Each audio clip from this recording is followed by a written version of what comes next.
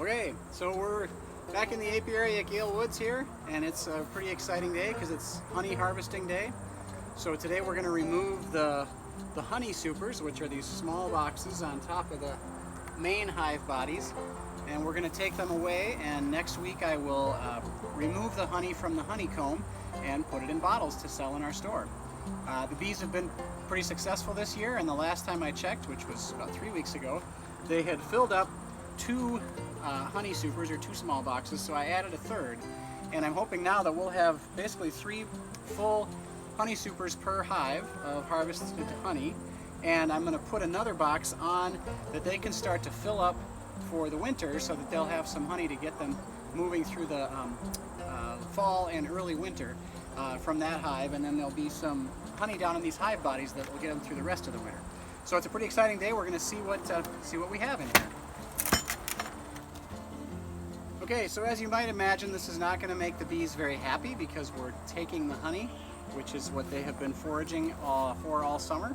We're not going to take all of it. We're going to leave them enough that they can survive the winter, but they don't know that, and they just see me as an intruder that's taking away the honey that they've worked so hard to produce. So I try normally when I work with the bees to disturb them as little as possible, to let them do their work, but it's pretty hard to take their honey without disturbing them. So we're going to take this honey super off, and this one feels very, very full. This is actually the first one they filled up this year, and I'd say there's a good 40 pounds of honey in this. Very full, which is great. We're very happy about that. And I'm going to put it on this stand, and now we're going to remove the bees from this honey super. So in order to remove the bees quickly, I use a leaf blower. Some people actually will put a repellent on the hive body and let the bees slowly over the course of a day leave the hive because they'll be repelled by that smell and go back into the hive. But I need to get the bees out of here and take this and put it in a place where the bees can't find it until I can spin the honey down next week. So this is the technique that we're going to use. It's not very gentle on the bees, but it doesn't harm them. It just will disturb them quite a bit. So we're going to blow the bees out of this honey super.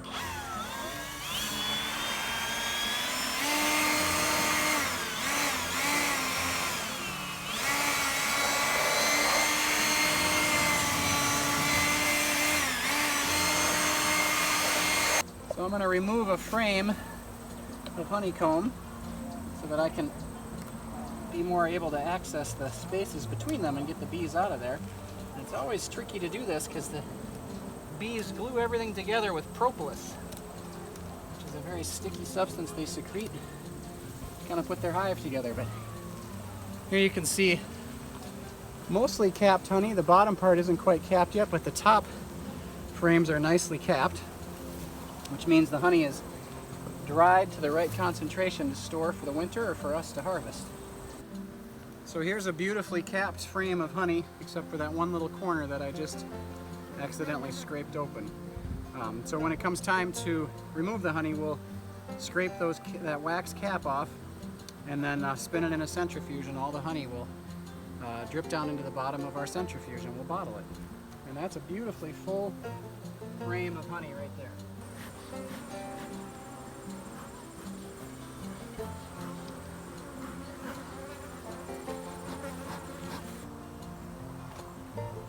Okay, so we've removed the 3 honey supers, and I took 2 full honey supers with 10 capped frames of honey, and those are the ones we're going to spin down. I'm leaving them one of the honey supers with honey for them to take into the fall, and now we're going to open up the main hive bodies where they have brood, where they're raising young bees, where the queen is laying eggs and they're raising young larvae, and I'm going to put some mite treatment strips in each of the boxes.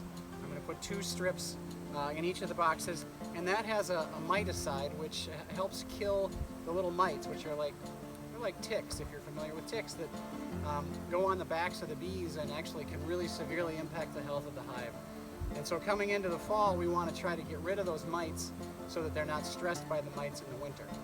So we're going to put these treatment strips in there, and they'll be in for about 6 weeks, and while those treatment strips are in, we shouldn't harvest any honey because it's a pesticide essentially, and it'll be killing the mites, and hopefully when we go into the winter we'll have very few mites and the bees will be able to be healthier and survive the winter. So this is one of the brood chambers. Let's see if I can get them separated here. They really glue these together with propolis.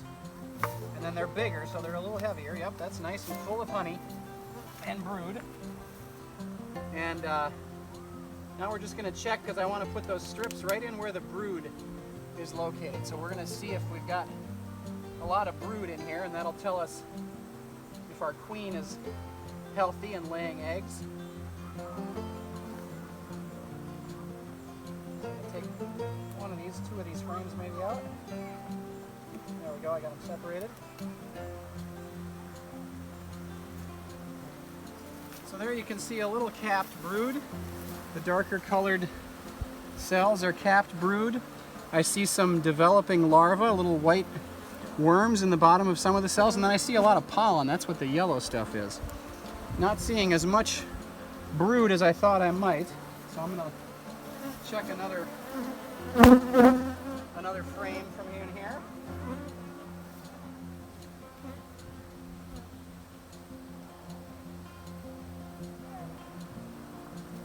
Yeah, not a lot of brood, a lot is hatched. But I see some larvae in here, so I know we still have a healthy queen who's laying eggs. This is one of the mite treatment strips. We're just going to slip this down in this part of the hive, and the bees will crawl around on it and get the mites exposed to the miticide. And then I'll probably take one out over here, put another strip on this side.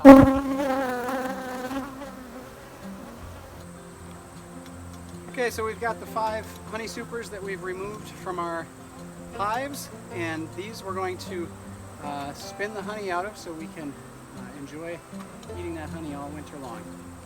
So thank you, bees, for giving us 5 supers full of honey.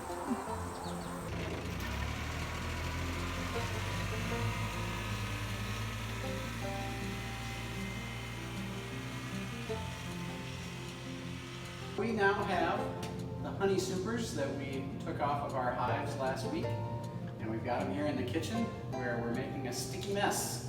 We're extracting the honey from the honeycomb. So these are 3 of the supers that we removed and got all the bees to leave, we have in each of these we have 10 frames of honey, which are really nicely capped. This is a beautiful frame of honey that the bees filled with nectar, and then they dry it out to the right sugar content so that it's preserved, and then they put wax cappings on top of it.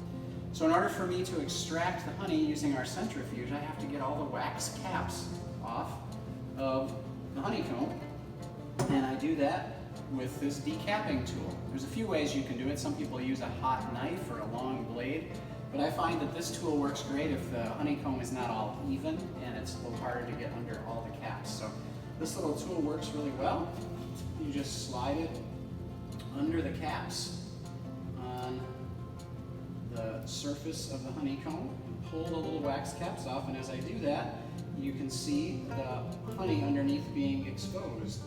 And this is a really nice full frame, so we'll probably, on both sides of this frame, we'll probably get maybe 3 pounds of honey, 2-3 pounds of honey off of this frame. And we'll spin it down and then get it in the bottles so that we can sell it in our store and enjoy eating it. So it's a bit of a tedious project, but you have to get all these little caps off. And some people save this wax and try to use it for things. I find that it's pretty hard to keep it all clean or melt it down, so I don't use the wax for anything, but it's very nice beeswax that they used for capping all of the honeycomb.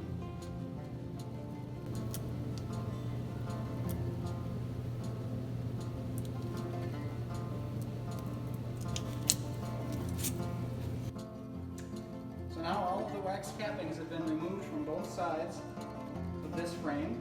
We will stick it in our centrifuge and spin the honey out of it using centrifugal force.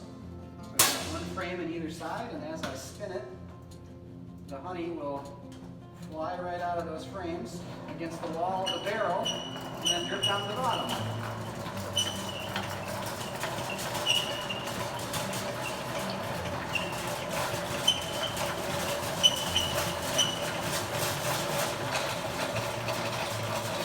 is now completely empty.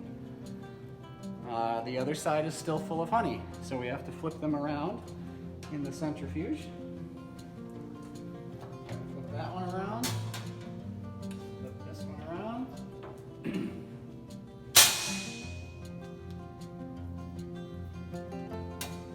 Try not to get too much honey on the floor. And now let's spin the other side up.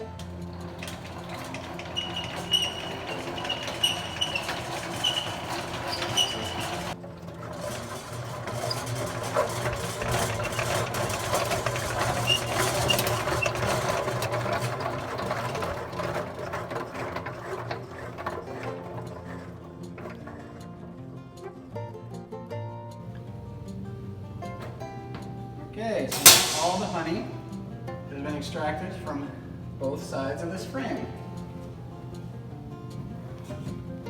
And both sides of this frame.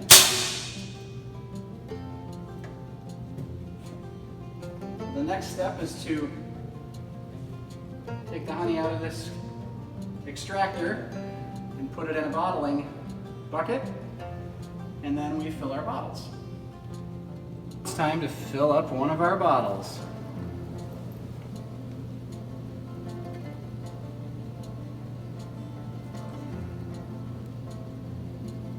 This is beautiful, clear honey. This was taken off really toward the beginning of August, so mostly what we're seeing here is just a mix of everything that was flowering for the first half of the season. Very light colored. Looks like it's probably quite a mix of clovers and basswood and whatever else the bees visited. So that is a lovely jar of honey. Thank you to our bees. So this is a lovely jar of honey from the hives at Gale Woods and at Nuremberg Gardens, and this will be available for sale at our Saturday markets starting this coming Saturday.